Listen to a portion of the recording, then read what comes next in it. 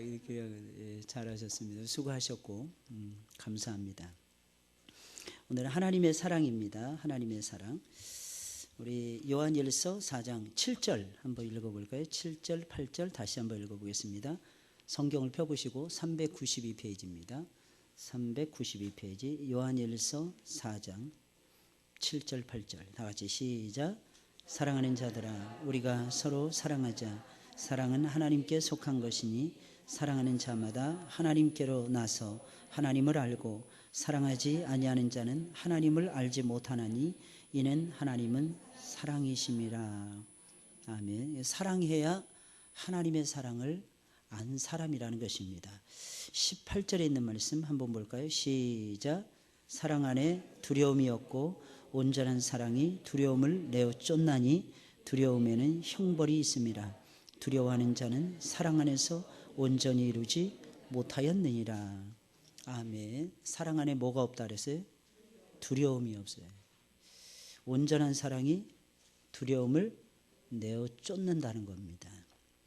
두려움에는 형벌이 따르는 거예요. 두려움이 몇 번 나오는지 몰라요. 두려워하는 자는 사랑 안에서 온전히 이루지 못하였느니라. 그러니까 여러분들이 진정 두려움이 없기를 예수님의 이름으로 축원을 드립니다. 오늘은 하나님의 사랑이에요. 우리 인간은 하나님의 형상대로 지음을 받은 이 세상에서 가장 고귀한, 가장 존귀한 존재들입니다. 그게 저와 여러분들이라는 거예요. 그래서 만약에 사람이 사람에 의해서 학대를 당한다거나 사람이 사람에 의해서 무시를 당한다거나 사람이 사람에 의해서 그 존엄성이 깎인다거나 하는 것은 우리 하나님이 기뻐하시지 않습니다. 사람은 그 자체로서 존귀한 존재들이에요. 아까 우리 사회전도에 나와 찬양하는데 존귀해 보이지 않습니까? 왜요? 공주님들이니까. 우리 공주님들 나와서 하나님 앞에 찬양 드리고 있는 거예요. 쉬운 게 아니에요, 여러분들. 그리고 이 앞에 나와서 서서 노래한다는 게 얼마나 큰 축복인지 모릅니다. 여러분들이 그걸 느끼면서 하나님께 영광을 돌리셔야 됩니다. 그러니까 우리는 은혜로 사는 거예요. 아까 410장 찬송 불렀잖아요. 그죠? 아, 하나님의 은혜로 이 쓸데없는 자. 우리 쓸데없어요, 어떤 때는.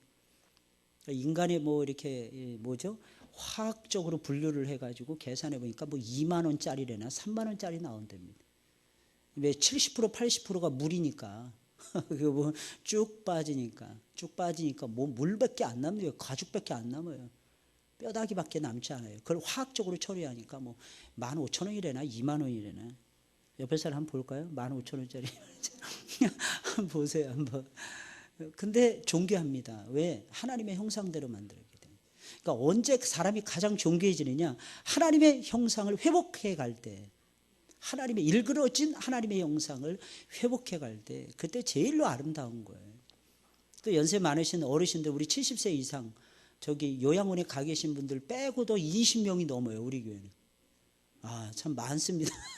요양원에 가 계신 분들도 많이 계시는데 거기다가 한 20명 이상이 더 계십니다.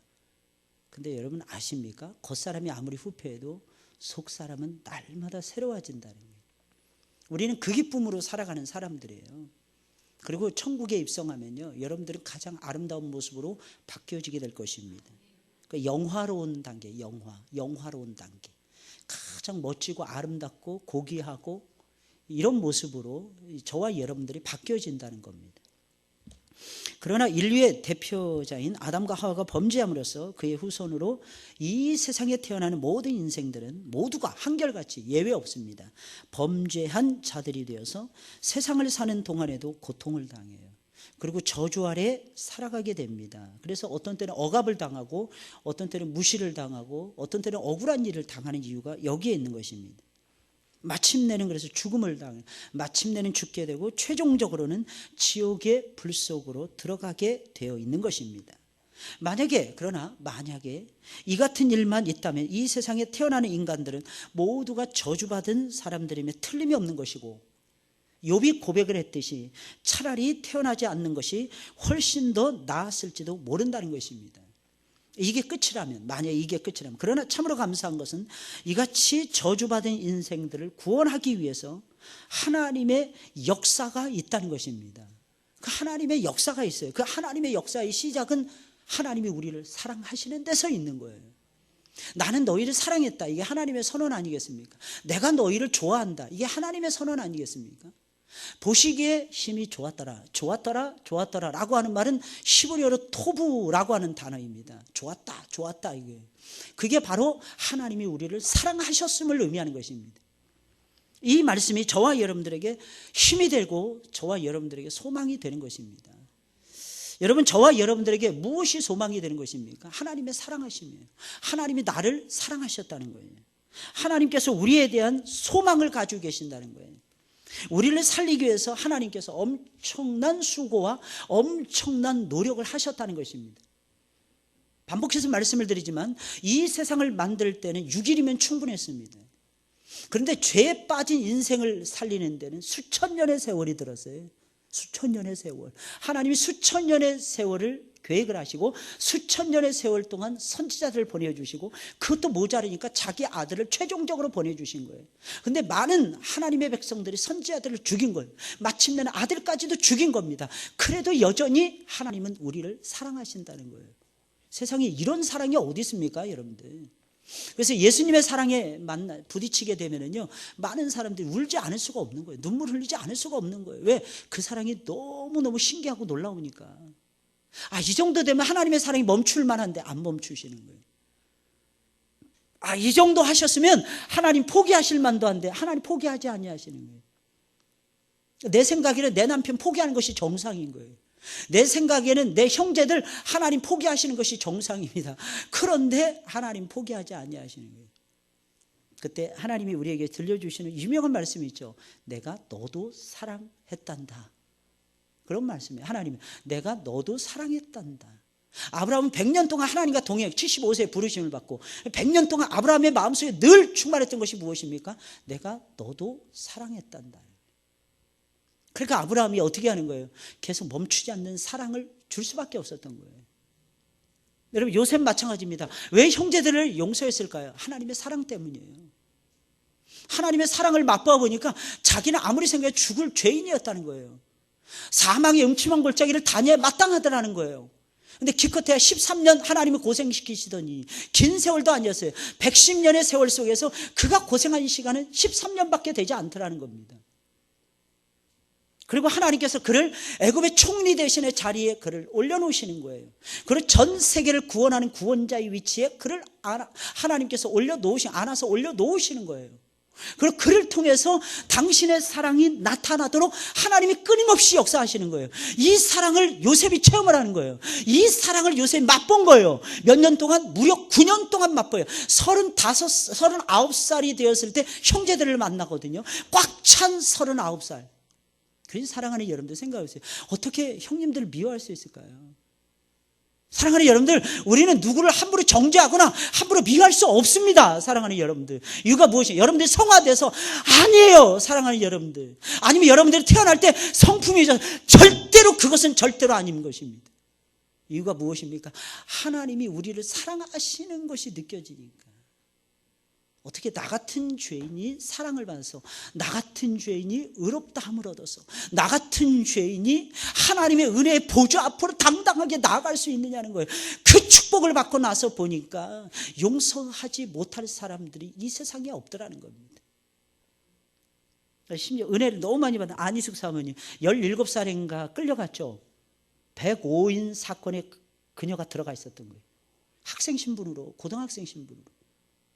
자기는 예수 예자도 그때 자기는 그냥 교회만 다니고 있었던 거예요. 신앙도 없었는데.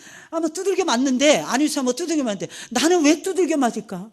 안희숙 사모가 이게 헷갈리는 거예요. 평양의 형무소에서.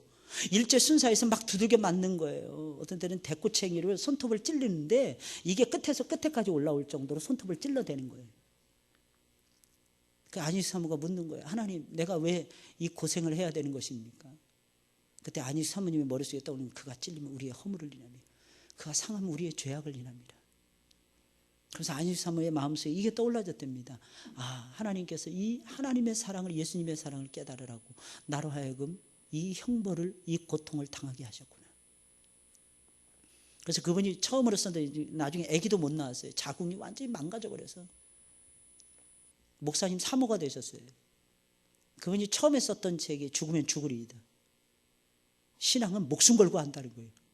자기가 은혜를 막 받고 청년의 신앙이 딱 접어드니까 하나님의 뜻을 알게 된 거예요. 하나님의 뜻이 목숨을 걸어야 되겠다. 이렇게 죽으면 죽으리다.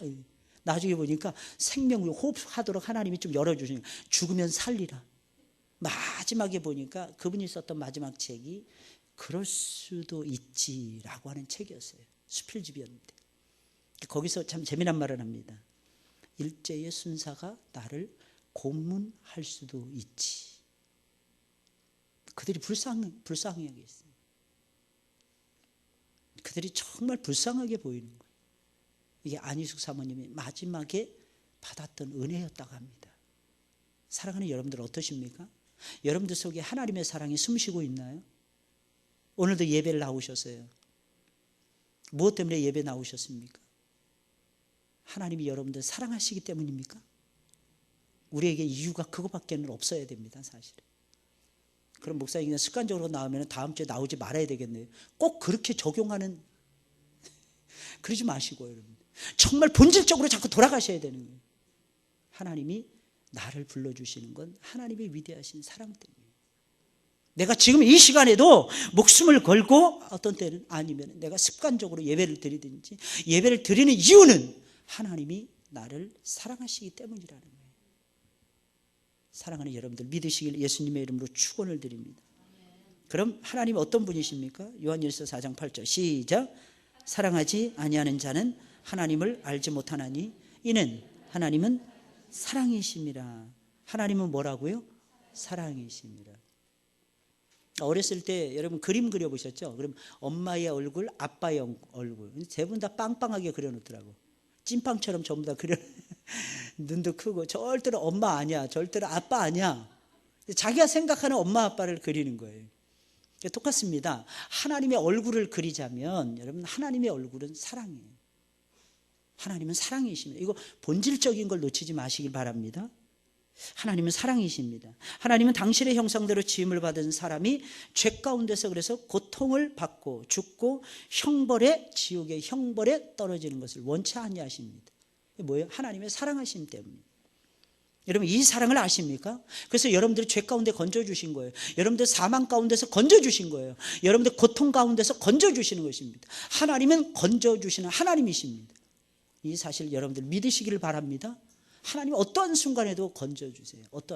여러분 사방이 우겨쌈을 당하면서 다 막혀 있어요. 그런 시간에도 여러분 기억하셔야 돼요. 하늘은 열려 있는 거예요. 하늘이 그래서 무너져도 솟아날 구멍이 있는 것입니다. 그럼 우리를 사랑하시는 하나님의 간절한 소원이 무엇입니까? 하나님의 소원은 두 가지입니다. 첫째, 우리가 구원을 받는 것이고 둘째, 하나님을 아는 진리에 이르는 것입니다. 디모데전서 2장 4절입니다. 다 같이 시작. 하나님은 모든 사람이 구원을 받으며 아멘, 아멘. 여러분 하나님의 마음은 모든 사람이 구원을 받는 것입니다. 이스라엘 백성들이 오해한 것이 그것입니다. 하나님은 선택을 이스라엘 백성들만 했어요. 많은 사람들 가운데 이스라엘 백성들만을 사랑하셨어요. 심지어는 에서도 미워했어요. 에돔도 미워하셨습니다. 그러나 여러분 아십니까? 하나님의 본래의 마음은 이방인들까지도 구원을 받는 데 있었다는 사실 여러분들이 놓쳐서는 안 돼요. 여러분 구정 명절입니다. 사랑하는 여러분들 혹시 안 믿는 엄마, 안 믿는 아빠, 안 믿는 형제들 얼굴 보기가 너무 힘들어. 게다가 그 사람들은 꼭 술 마시자 그래. 너무 지쳐. 사랑하는 여러분들 그런 마음이 있으십니까? 그 전에 여러분들의 마음속에 그들의 영혼을 불쌍히 여기는 마음이 있어야 됩니다. 오죽하면 술로 해결할까? 오죽하면 담배 피면서 해결할까? 너무너무 불쌍하다라네. 너무너무 불쌍하다. 70년대 80년대까지만 해도 거실에서 아버지들이 담배 피셨어요. 담배 태셨어요. 그걸 여러분들이 다 먹고 자랐습니다. 할렐루야. 그런데도 여러분들 살아있잖아요. 이거 하나님 엄청나게 크신 은혜예요. 저희 집은 양쪽에서 막 뿜어대셨어요. 우리 외할머니하고 우리 아버지하고 이제 어렸을 때부터 결심했어요. 나는 절대로 담배를 태우지 않겠다. 예수 믿든지 안 믿든지 담배는 절대로 입에 대지도 않겠다. 지금까지 흉내도 내본 적 없어요. 담배 가지고. 왜? 그때 하도 질려가지고. 만약에 제가 혹시 잘못되거나 폐가 뭐 이상이 있거나 그러면 오해하지 마시기 바랍니다. 제가 담배 펴서 그런 거 아니니까 여러분. 어렸을 때 성장할 때 우리 아버지가 태우시는 담배를 제가 다 마셨어요. 우리 할머니가 태우셨어요. 우리 할머니 또 곰방대에다 태우셨어요. 아주 진한 애가 아주 대단한 거예요, 여러분. 근데 여러분 무슨 마음이에요? 불쌍히 여기는 마음이 있으셔야 되는 거예요. 하나님이 우리에게 원하시는 게 그거예요. 하나님 모든 사람이 구원을 받는 것을 원하십니다. 지적하기 전에, 여러분 잘못했다고 말하기 전에, 그걸 고치라고 이야기하기 전에 내 마음속에 먼저 흘러가야 되는 것이 사랑이에요. 하나님은 이스라엘 백성들이 그걸 주셨어요. 내가 너희를 사랑했다. 40년 광야 생활에서 먹는 거 마시는 거 입는 거 내가 다 해결해 주지 않았느냐. 마찬가지로 나중에 하나님께서 출애굽을 이 가나안 땅을 앞두고 있는 이스라엘 백성들에게 하나님 말씀하십니다. 내가 너희를 광야 40년 동안 독수리 날개로 품어서 업어서 내가 이렇게 옮겨 주었느니라. 하나님의 위대하신 사랑하심이에요. 그러면서 하나님 말씀하십니다. 내가 너희에게 이 사랑을 부어주시는 것은, 내가 너희에게 이 사랑을 알려주는 것은 수많은 이방 민족 가운데서 너희를 제사장 나라로 삼기 위함이니라. 하나님의 목적은 거기에 있었던 것입니다. 하나님 먼저 우리에게 은혜를 주신 이유 무엇이겠습니까? 여러분들을 제사장으로 삼기 위해서예요. 제사장으로. 신앙을 자랑하라고 하나님이 여러분들 부르신 것이 아니라는 것입니다. 내가 먼저 믿었어. 내가 너희들보다 더 아름다워. 내가 너희들보다 더 고귀해. 내가 너희들보다 훨씬 더 하나님 많이 사랑해. 이걸 자랑하라고, 미안하지만 여러분들 부르신 것이 아니라는 것입니다.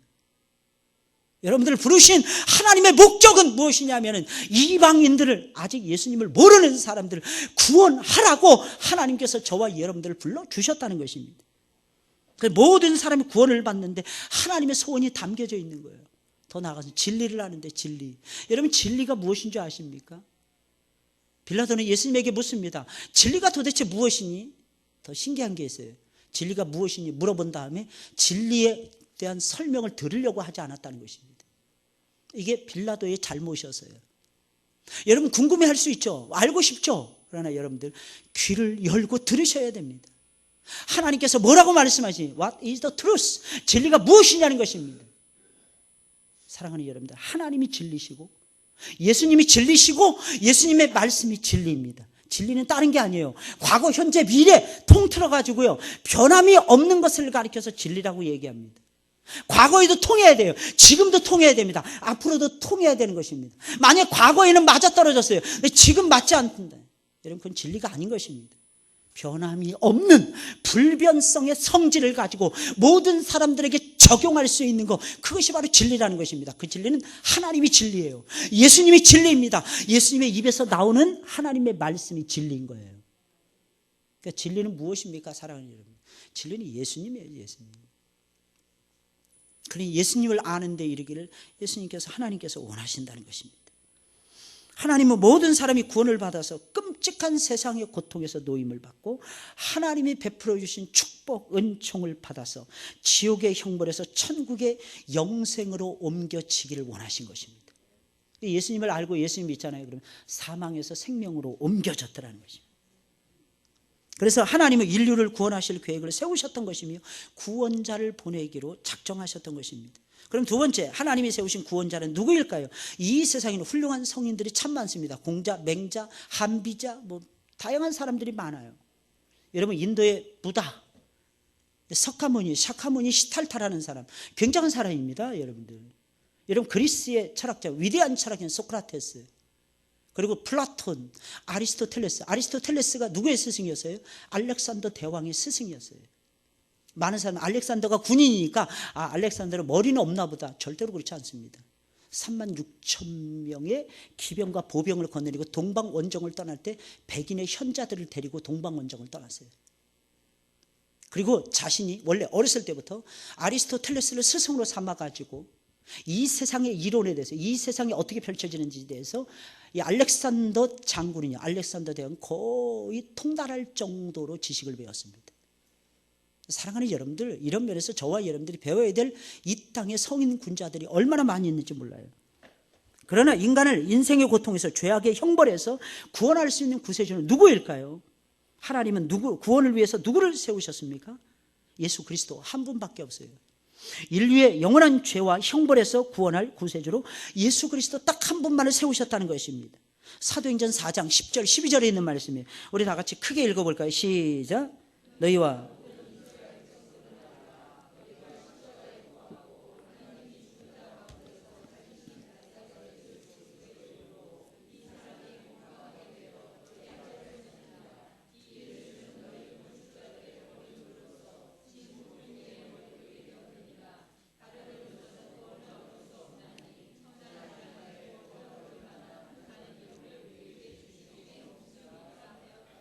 아멘. 여러분 가족들을 사랑하시고 모든 것을 다 용납하세요. 그러나 딱 한 가지, 이것만은 여러분들이 양보하시면 안 됩니다. 우리가 구원을 받는 데는 예수님 한 분만이 유일한 구원주라는 것입니다. 이거는 양보하시면 안 돼요, 여러분들. 예를 들어서 그냥 상 차리고 그냥 예배 드리면 되죠. 안 됩니다. 하나님 싫어하는 것을 동시에 할 수 없어요. 하나님 기뻐하시는 것과. 이 점을 여러분들이 분명히 하셔야 됩니다. 혹시 그러면 목사님 제사 음식이 날아다니고 그러면 어떻게 합니까? 맞아야죠. 그럼 맞을 각오를 했는데 절대로 하나님이 제사 음식으로 여러분들 뺨 안 때리시게 하십니다. 할렐루야. 그런 거 걱정하지 마시고 하나님 안에서 여러분들이 어떻게 바르게 행할 것인가, 이것만 생각하시면 됩니다. 천하 인간이 구원을 얻을 만한 다른 이름을 주신 적이 없다는 것입니다. 누가복음 2장 10절 11절에 있는 말씀 다 같이 시작. 천사가 이르되 무서워 말라. 보라, 내가 온 백성에게 미칠 큰 기쁨의 좋은 소식을 너희에게 전하노라. 오늘날 다윗의 동네에 너희를 위하여 구주가 나셨으니 곧 그리스도 주시니라. 아멘. 여러분 보세요. 오늘날 다윗의 동네에 너희를 위해 구주가 나셨다는 거예요. 곧 그리스도 예수라 그랬죠. 다른 이름이 없어요. 다른 이름이 여기에 섞여 있지 않습니다. 모세 이름도 들어가지 않습니다. 여러분 이 사실을 저와 여러분들이 생각하셔야 돼요. 마태복음 1장 21절 시작. 아들을 낳으리니 이름을 예수라 하라. 이는 그가 자기 백성을 저희 죄에서 구원할 자이심이라 하니라. 여러분 예수 그리스도, 그분은 하나님의 인류를 구원하기 위해서 이 땅에 보내신 유일한 구세주이십니다. 하나님께서는 인간이 범죄하고 죄와 고통과 죽음 아래 놓이게 될 때부터 계속해서 우리 인류에게 구세주를 보내주시겠다 약속하셨어요. 그 약속의 내용을 담고 있는 것이 구약 성경인 것입니다. 그래서 구약의 전체적인 주제는 예수님이세요. 그래서 구약 성경 속에는 구세주가 누구의 혈통으로 오실 것인지, 다윗의 혈통. 그래서 마태복음 1장 1절에 이게 나오는 거예요. 아브라함과 다윗의 자손 예수 그리스도의 세계니라. 이게 그래서 나오는 것입니다. 예수님이 누구의 후손으로? 아브라함의 후손으로. 예수님이 누구의 후손으로? 다윗의 후손으로 이 세상에 오신다는 것입니다. 어느 땅에 베들레헴에 오실 것이다 하는 것을 알려주셨습니다. 미가서 5장 2절에 있는 말씀이에요. 오셔서 무엇을 할 것인지, 예수님께서 저와 여러분들 십자가에 달려 돌아가실 것이라는 것입니다. 이 내용이 이사야 52장 53장에 나와 있는 내용이 아니겠습니까? 그러다가 마침내 때가 되는 거예요. 이 때가 돼야 되는 게 굉장히 중요해요. 하나님은 때를 정하시고 때에 따라서 역사하시거든요. 때가 되면 하나님이 아들을 인류의 구세주로 이 세상에 보내주신 것입니다. 갈라디아서 4장 4절에 있는 말씀 다 같이 시작. 때가 차매 하나님이 그 아들을 보내사 여자에게서 나게 하시고 율법 아래 나게 하신 것은, 재미난 것은 때가 되어서 하나님의 아들을 보내주셨는데 누구의 아들로 보내주신 거예요? 여인의 아들로. 참 신기해요. 남자의 아들이 아니에요. 전부 다 남자의 아들이거든요. 여러분 족보를 보세요. 아브라함이 이삭을 낳고 이삭이 야곱을 낳고 그랬죠. 그죠? 사라가 이삭을 낳고, 아니에요. 리브가가 야곱과 에서를 낳고, 절대로 그러지 않았습니다. 오해 없기를 바랍니다. 하나님이 여자를 무시해서 그런 것이 아니에요. 남자의 씨를 받지 않고서는 아들이 태어날 수가 없어요. 자녀들이 태어날 수 없더라는 거예요. 근데 신기한 건 남자의 씨를 받지 않았는데 아기가 태어났어요. 이건 창세기 3장에 나오는 내용이에요. 여인의 후손이라고 되어 있어요. 이것을 하나님께서 이루시는 거예요. 할렐루야. 성경을 읽어보면요, 이게 모자이크처럼 이렇게 짜맞추기가 이루어집니다. 그래서 성경을 이해하면 그렇게 재밌어요. 왜? 딱딱딱딱 아구가 맞아요. 마치 진주 목걸이를 만들듯이 진주를 이렇게 꿰잖아요. 꿰듯이 성경이 딱딱딱딱 맞춰지더라는 거예요.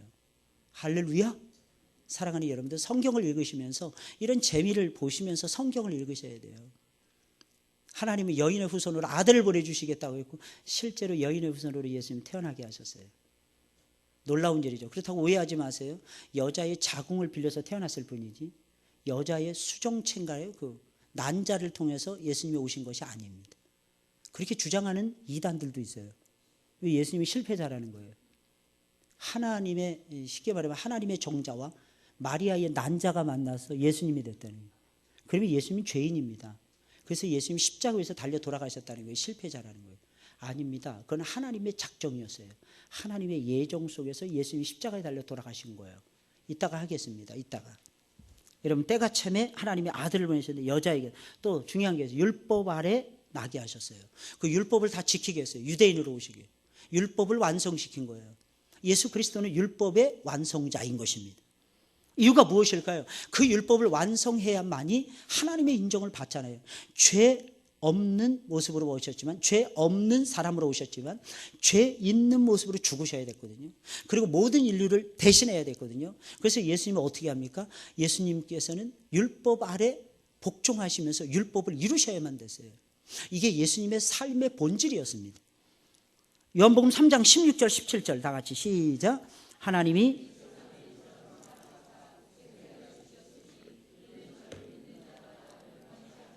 영생을 얻게 하려 하심이니라. 하나님이 그 아들을 세상에 보내신 것은 저로 말미암아 세상이 구원을 받게 하려 하심이라. 세상을 심판하기 위해서 예수님이 오신 것이 아니에요. 이것 때문에 많은 사람들이 혼란을 일으켰어요. 많은 사람들이 혼동인데 그중에서 대표적인 사람이 세례 요한이었습니다. 왜냐하면 세례 요한은 이렇게 외쳤어요. 도끼가 이미 나무 뿌리에 놓여졌다는 거예요. 하나님의 심판이 시작됐다는 것입니다. 그런데 예수님이 오셔서 분명히 알곡은 골라가지고 천국에 보내고 쭉정이는 골라서 심판하실 것이다 이렇게 믿었어요. 그런데 예수님이 오셔서 오히려 죄인들을 예수님이 사랑하시는 거예요. 오히려 죄인들에게 구원을 베풀어 주시는 것입니다. 세례 요한이 몰랐던 것이 있었어요. 예수님이 오시면 심판하시는 건 확신합니다. 그러나 그것은 두 번째 오셨을 때 하실 일이고, 첫 번째 오셨을 때는 먼저 사랑을 베푸시고 예수님께서 구원의 문을 활짝 열어주시는 것이었습니다. 이유가 무엇입니까? 하나님은 우리가 구원받는 것을 원하시기 때문입니다. 이게 아버지의 마음이었어요, 여러분들. 세 번째로, 예수님은 우리를 구원하시기 위해서 무엇을 그럼 하셨습니까? 예수님이 이 땅에 33년 동안 사셨습니다. 그가 세상에 계시는 동안에 하신 일은 천국 복음을 가르쳐 주시고 열심히 천국을 가르쳐 주셨어요. 병든 자를 고쳐 주십니다. 왜? 이 병이라는 것은요, 질병이라는 것은 죄의 삭시였거든요. 그래서 예수님께서 그걸 고쳐주시면서 죄사함의 은혜를 내가 베풀어 주신다 하는 것을 보여주시기 위해서였습니다. 세상을 어떻게 살아야 하는지 등등을 가르쳐 주셨습니다. 그리고 마지막에는 예수님이 어떻게 하셨어요? 십자가에 달리십니다. 그리고 인류의 죄를 대신해서 예수님 죽으셨습니다. 하나님은 그로 하여금 우리 인류의 죄를 담당하게 하시려고 이 세상에 예수님을 보내주신 것입니다. 하나님은 우리 인류의 죄악을, 당신과 나의 죄악을, 여러분들과 저의 죄악을 그분에게 담당시키셨다는 것입니다. 그래서 예수님은 세상에 오셔서 의인이 죄인이 되어 채찍을 맞으시고 형벌을 당하셨던 것입니다. 예수님의 고난에 대해서는 마태복음 26장, 27장이 아주 자세하게 잘 다뤄지고 있습니다. 여러분 영화로도 만들어졌죠. The Passion of the Christ라는 영화. 그저 그리스도의 고난이라고 하는 영화였거든요. 패션이라는 건 정렬이라는 것인데, 이 정렬이라는 것이 자신을 죽이기까지 하는 정렬이었기 때문에 이 정렬이 고난이라고 하는 단어로도 번역이 된다는 것입니다. 이사야 53장 6절에 있는 말씀이에요. 우리 다 같이 읽어볼까요? 시작. 우리는 다 양 같아서 그릇 행하여 여호와께서는 아멘. 여러분, 우리는 양들이죠. 양들의 특징이 뭔지 아십니까? 각기 제 길로 가려고 한다는 거예요. 그 여러분 모이면 이렇게 말다툼하고 그러죠. 당연한 거예요, 여러분들. 당연한 거예요. 왜? 양들이니까. 서로 들이받으려고 애랬으니까. 할렐루야. 막 싸우려고 애랬어요. 싸우려고. 내가 옳다 이거죠. 내 말 들어달라 이거죠. 응? 내 말 좀 들어주세요. 막 이러면서 싸우고 있는 거예요. 그게 이래서 그러는 거예요. 우리는 양들 같은, 양이라서 각기 제 길로 가려고 하는 거예요. 근데 여호와께서는 우리 무리의 죄악을 예수님에게 담당시키셨어요. 예수님이 여러분들의 죄악을 담당하셨습니다. 여러분들 혹시 여러분들의 죄악을 여러분들이 담당하시는 분 계십니까? 담당하시는 분은 회개하지 않는 분이 담당하시는 분들이에요. 회개하는 분들은 예수님에게 맡기는 것이고, 회개하지 않고 계속 끙끙 앓고 계시는 분, 에이 이런 죄는 내가 맡아. 염치가 있지. 염치 없습니다, 여러분들. 아이 벼룩이도 낯자가 없습니다, 여러분들. 우리는 왜? 우리는 죄인들이거든요. 죄인에게 무슨 얼굴이 있습니까? 죄인은 그저 고개 숙일 뿐이에요. 근데 놀라운 사실은 우리가 얼굴, 낯자 이런 것을 세워주시는 분이 예수님이세요. 예수님이 다 담당하시는 거예요.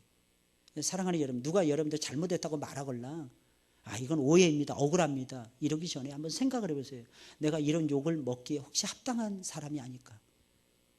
안 보는 데서 얼마나 많은 죄를 범하고, 얼마나 많은 욕을 하고, 얼마나 많이 핑계를 하고, 얼마나 많은 사람들에게 저와 여러분들이 잘못 행하는지 몰라요.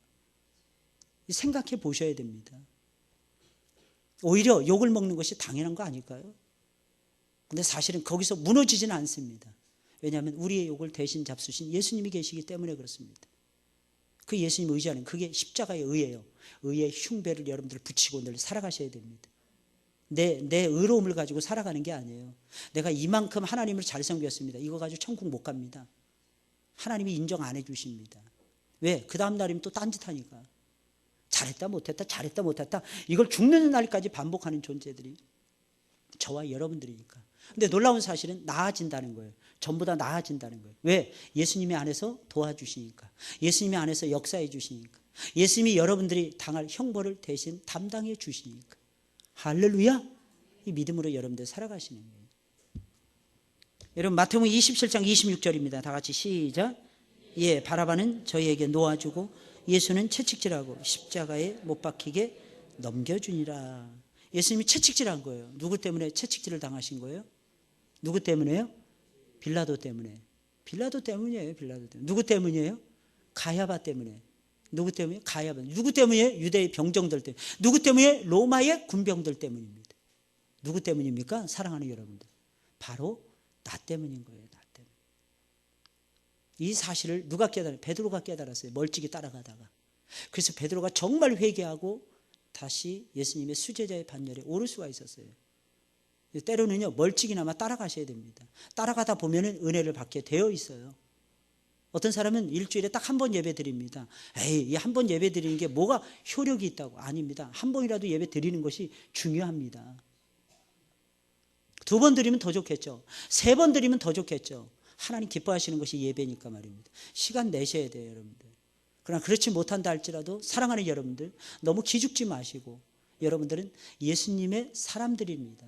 예수님이 여러분들을 대신하여서 십자가에 달려 돌아가셨어요. 그러니 그 예수님의 공로를 의지하고 우리는 좀 뻔뻔하다는 말을 들어도 하나님 앞에 달려 나올 수가 있는 것입니다. 내 공로가 아닌 것입니다. 내가 뭔가 잘해서 뭐 역사가 일어난다. 무슨 역사예요 도대체. 하나님의 은혜인 것입니다. 각양 좋은 선물과 은사들이 여러분 하늘에 계신 우리 빛들의 아버지이신 하나님 아버지께로부터 우리에게 쏟아진다 그랬잖아요. 여러분들 이 사실을 저와 여러분들이 기억하셔야 돼요. 하나님의 은총이 하나님의 은총, 하나님의 선물입니다. 세 번째 보세요. 이사야 53장 5절입니다. 시작. 그가 찔림은 그가 징계를 받음으로 우리가 평화를 누리고 그가 채찍에 맞음으로 우리가 남을 입었도다. 예수님이 찔리셨어요. 여러분 찔리는 고통 당해보셨나요? 가시 하나도 찔리면요 그렇게 아프잖아요, 여러분들. 그런데 예수님은 가시로 된 면류관을 쓰셨어요. 채찍을 맞았어요. 이 채찍의 끝에는요 동물의 뼈 그리고 단단한 이 광석 같은 게 붙어 있었다고 합니다. 그래서 한번 이렇게 이 채찍으로 휘 감잖아요. 그리고 딱 당기는 순간 살점이 떨어져 나가는 거예요. 살점이 찍혔다가 살점이 떨어져 나간다고 합니다. 예수님이 셀 수 없이 많은 채찍을 맞으셨어요. 그래서 우리의 허물을 인함이라는 상함은 예수님이 얼마나 상하셨습니까, 여러분들? 얼굴, 머리 꼭대기부터 정수리부터 발끝까지 예수님 엉망진창이 되셨어요. 머리부터 발끝까지 다 피었어요. 전체가 다 피었더라는 것입니다. 그가 징계를 받음으로 우리가 평화를 누리고 그가 채찍에 맞음으로 우리가 나음을 입었도다. 그래서 이사야 선지자는 이렇게 노래할 수밖에 없었어요. 그래서 이사야 선지자는요 전설에 의하면 이 멍석마리를 당하는데 이 멍석마리를 당한 다음에 톱으로 켬을 당해서 죽었답니다. 톱으로 켬을 당해서 죽었대요. 여러분 이렇게 할 수 있겠습니까, 여러분들? 알았던 거예요. 그가 찔리면 우리의 허물을 인합니다. 아직 예수님이 오시기 전이었어요. 이사야 선지자는 예수님 오시기 700년 전의 사람이었습니다. 근데 보이는 거예요. 그가 오셔서 무엇을 할 것인지 보이는 거예요. 그가 상하는 게 보이는 거예요. 그가 찔리는 게 보이는 거예요. 그가 아파하는 게 보이는 거예요. 그가 징계를 받는 것이 보이는 거예요. 그래서 이사야 선지자는 그 고난을 기쁨으로 감내할 수가 있었던 것입니다. 고난은요 간단해요. 예수님 생각하면 감당해낼 수가 있어요, 여러분들. 어떤 고난을 여러분들이 당하고 계십니까? 어떤 아픔이 있습니까? 사랑하는 여러분들. 예수님이 그거보다 훨씬 더 큰 것을 당하셨다는 거 여러분들 기억하셔야 됩니다. 너무 작은 일에 나는 못해 이러지 마시고, 아주 작은 일에 나는 감당하기 정말 힘들어 이러지 마시고요. 마귀의 괴계를 대적하듯이 대적하셔야 됩니다. 영적 싸움은요 뒤로 물러남이 없어야 돼요. 마귀의 괴계를 대적해야 돼요. 하나님이 입혀주신 전신갑주를 입고 주 안에서 그 힘과 그 능력으로 강건하게 딱 서 계셔야 됩니다. 쉽게 말하면 맞짱 뜨는 거예요. 맞짱. 놀라운 사실은요, 하나님께서 우리를 붙들어 주십니다. 이길 수 있도록 해 주십니다. 어차피 우리는 죽어도 천당 아닙니까? 뭐가 저와 여러분들에게 아쉬움이 있겠습니까? 이 세상 살아가는 동안. 목사님, 저는 꿈을 아직 못 이뤘어요. 그렇게 따지면 토마스 목사님은 뭐가 되겠습니까? 26살에 중국 선교사로 파송을 당했어요. 자기 아버지 교회에서 파송을 당했어요. 받았습니다. 웨일즈 지방이었어요. 그 자기 와이프하고 둘이서 신혼의 단꿈 이런 거 없었습니다. 중국에 딱 가자마자 풍토병이 걸려서 아내가 죽습니다. 런던 선교회 소속이었어요. 런던 선교회에 편지를 씁니다. 내 아내가 죽었습니다. 어떻게 할까요? 물어보는 편지였습니다. 런던에서 소환해. 너 그거 감당 못한다. 돌아와라. 그러다가 조선인을 만납니다. 거기서 위로를 받기 시작을 하는 거예요. 조선인을 만나는데 그렇게 기쁜 거예요. 상해에서 만나는데. 그럼 조선인을 더 많이 만나려면 어떻게? 만주로 가야 된다. 그 만주에서 어떻게 합니까? 한국 땅으로, 조선 땅으로 들어가야 된다는 거예요. 그때 토마스 목사님의 꿈이 조선 선교였습니다. 내 이 아픔이 한반도라고 하는 이 작은 땅들이, 조선이라고 하는 작은 땅에서 수많은 사람들이 이 고통과 괴로움을 나처럼 당하고 있구나. 아내를 잃은 서름, 그 서름 속에서 토마스 목사님이 결심하는 거예요. 나는 죽어도 조선 땅에 들어가서 죽겠다. 그러다 제네럴 셔마노를 타고요, 1860년인가요? 결국엔 들어가는 거예요. 대동강변으로. 들어갔는데 죽기를 각오하고 들어간 거예요. 아예 처음부터. 쪽복음, 마가복음을 뿌립니다. 근데 신기한 건 대동강 물물 썰물이 있잖아요. 한강하고 똑같잖아요. 밀물 썰물이 있는 거예요. 들어갈 때는 제네럴 셔마노가 들어갔습니다. 나올 때 못 나오는 거예요. 결국엔 그 제네럴 셔마노가 불타서 이제 전부 다 그 안에 탔던 사람들이 다 죽습니다. 대표적인 사람이 토마스 목사님이었어요. 그때 그의 나이가 27살. 사랑하는 여러분들, 꽃다운 나이 아닙니까?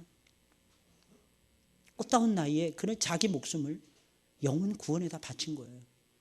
알지도 못하는, 한 번도 제대로 만나본 적이 없는 조선인들을 위해서. 그리고 나서 22년 만에 재물포항을 통해서 언더우드 아펜젤러 선교사님이 들어오면서 복음의 꽃이 서해안 쪽을 타고 일어나기 시작을 합니다. 근데 그가 죽임을 당했던 그 대동강, 평양 근처였거든요. 그래서 평양이 10년, 20년 만에, 몇십 년 만에 동방의 예루살렘이라는 칭호를 받게 됩니다. 그 정도로 성장을 해요. 그 정도로. 그건 뭡니까? 한 사람의 죽음 때문이었어요. 사랑하는 여러분들 어떠십니까? 우리는 꿈을 이뤄야 돼요. 누구의 꿈입니까, 여러분들? 아버지의 꿈을 이루어 가셔야 돼요. 아버지의 꿈. 여러분들, 우리 아버지의 꿈을 이루기 위해서 오늘도 사는 사람들입니다. 그러니 우상이 어떻게 두려울 수가 있겠습니까? 안 믿는 사람들이 어떻게 두려울 수가 있겠습니까? 사랑하는 여러분들, 우리 예배합시다. 그래서 예배 드리셔야 돼요. 근데 뭐 차리는 거 어떻게 하겠어요? 차리게 내버려 둬야죠. 음식 만드는 거 괜찮습니다. 우리가 뭐 귀신이 와서 안 먹습니다. 살아있는 분들을 위해서 만드세요, 여러분들. 신경 쓰지 마시고 만드세요. 그러나 때를 보세요. 그리고 복음을 증거하세요. 엄마, 아빠, 그 고스톱 치는데 그냥 부득부득 이기려고 하지 마시고 좀 이르시고, 여러분들. 좀 이르시면서 기분 좋게 해드리고, 엄마, 아빠, 내가 믿는 예수 믿으면 안 될까? 나 소원이 딱 한 가지가 있어, 엄마. 아빠, 내 말 좀 들어줘. 오빠, 내 말 좀 들어줘. 오빠 한번 믿어. 증거하는 거예요. 증거하는 거야. 때가 되면 변화되게 되어 있어요. 할렐루야. 예수님이 형벌을 받으신 이유는 무엇입니까? 두 가지 때문이에요. 하나님의 사랑을 우리에게 나타내기 위해서. 하나님의 사랑을 우리에게 보여주기 위해서. 두 번째로 우리를 구원하기 위해서. 그 사랑을 알게 해서 그 사랑 속에서 우리가 구원에 이르도록 선택하도록 하기 위해서. 하나님은 정말 대단하신 것입니다. 우리가 그래서 하나님을 사랑하는 것은 우리의 선택으로 하고 안 하는 것이 아닌 것입니다. 하나님께서 우리를 먼저 사랑하셨기 때문에 우리는 마땅히 하나님을 사랑할 수밖에 없는 것입니다. 어떻게 보면 선택이 아닌 거예요, 여러분들. 하나님의 어떤 강권적인 역사예요. 강권적인 역사.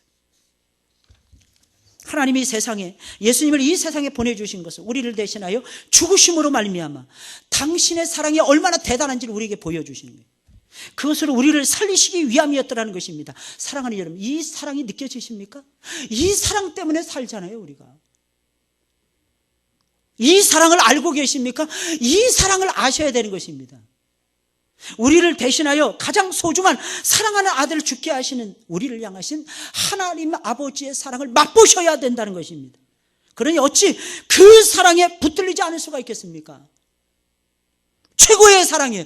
최상의 사랑이에요. 영원한 사랑이라는 것입니다. 당연히 그 사랑에 붙들릴 수밖에 없는 존재라는 거예요. 그 사랑에 취하지 않을 수 없는 존재라는 것입니다. 그래서 수많은 믿음의 사람들이 하나님을 사랑했던 이유가 무엇입니까? 아버지의 그 사랑 때문이었어요. 이웃을 내 몸과 같이 아껴주고 사랑했던 이유가 무엇입니까? 아버지의 그 사랑 때문이었습니다. 독생자를 죽이기까지도 사랑하시는 하나님 아버지의 그 무한 광대하신 사랑 때문이었던 것입니다. 그래서 우리는 고백할 수 있는 거예요. 요한일서 4장 9절에 있는 말씀, 하나님의 사랑이 우리에게 이렇게 나타난 바 되었으니 하나님이 자기의 독생자를 세상에 보내심은 저로 말미암아 우리를 살리려 하심이니라. 그럼 마찬가지예요. 하나님이 세상에 여러분들을 보내시는 이유 무엇입니까? 여러분들을 통해서 죽어가는 문 영혼들을 살리시기 위함이시더라는 것입니다. 이 재미 여러분들 느끼시면서 예수님 따라가시길 주의 이름으로 축원을 드립니다. 정리해 드리겠습니다. 하나님 어떤 분이십니까? 하나님 사랑이세요. 우리를 위해서 세우신 구원자 누구이십니까? 예수님밖에 없어요. 이 세상에 오셔서 예수님이 하신 일이 무엇입니까? 우리의 죄를 대신 담당하기 위해서 형벌을 당하시는 일을 하셨어요. 여러분들 좀 억울하다고 생각하지 마세요. 억울한 일 당하셔야 된다니까요. 억울해야 하나님의 사랑이 여러분들 안에 꼽히게 됩니다. 여러분 이순신 장군 보세요. 얼마나 억울했습니까? 네, 꿋꿋하잖아요. 이순신 장군이 예수님 알았는지 몰랐는지 잘 모르겠는데 몰랐을 확률이 매우 높아요. 안 믿는 사람도 그렇게 하는데 여러분, 우리 믿음의 사람들이잖아요. 믿음의 사람들이라는 거예요. 그럼 어떻게 해야 돼요? 예수님처럼 저와 여러분들이 대신해서 고난도 당하실 수 있는, 내가 취할 것을 못 취해서 억울해하는 건 아직 멀은 신앙인 것 같아요. 내가 더 많이 잃어버리지 못해서, 내가 더 많이 놓아야 되는데 못 놨다는 쉰들러의 고백처럼, 쉰들러 리스트라는 영화 속에 나오지 않습니까? 히틀러가 망합니다. 그때 유대인들과의 만남을, 자기 공장에서 일하는 유대인들과 만남,